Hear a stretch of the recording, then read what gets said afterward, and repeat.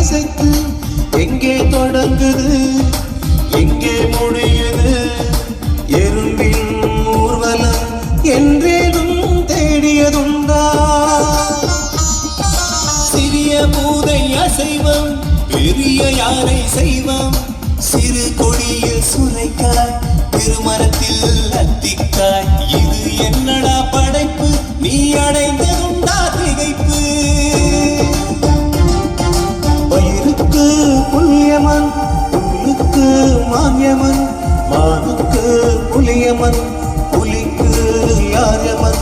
தக்கன பிழைத்து வாழும் தத்துவத்தை தெரிந்ததுண்டா